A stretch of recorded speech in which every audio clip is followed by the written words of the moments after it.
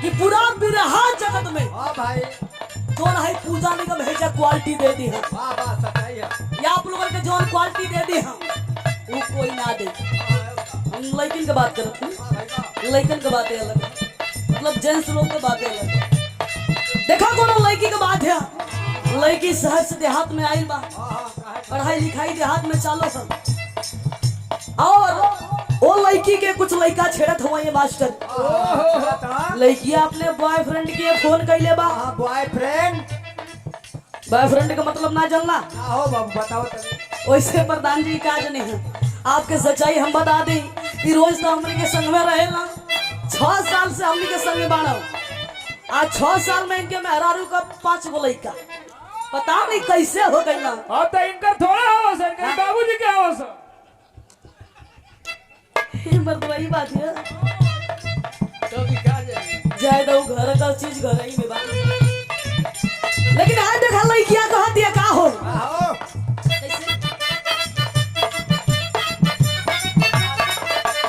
ये कहले बा पढ़ता नहीं कहूंगा मेरा हटा नहीं कहूंगा जैसे भाई ले रहता का हो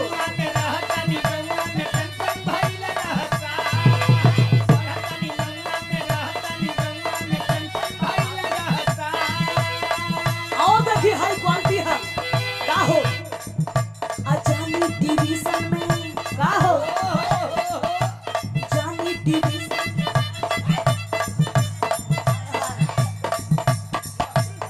देखा लड़की बताओ दिया जानी डिवीजन में बन के पोजीशन फिर हमें सब क्या बात है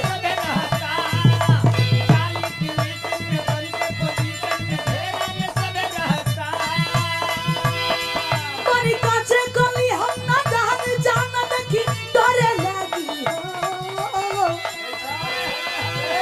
और हाई क्वालिटी है काजी बनी काचे गली हम ना जान देखी डरे लगी हो।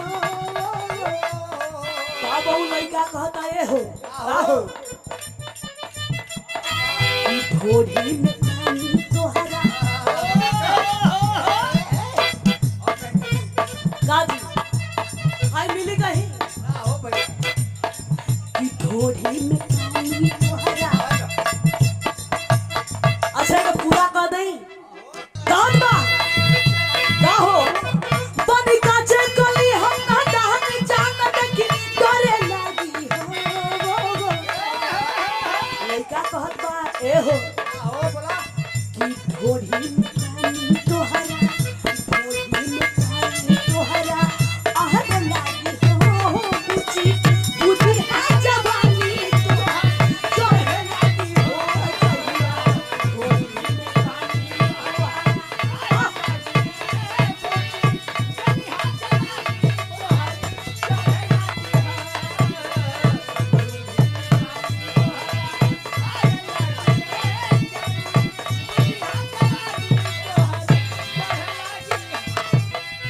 देखे बाबूजी हम बतौली हाँ मास्टर की तो साफ सुथरा बचई है मास्टर हमारी इशारा कैलन।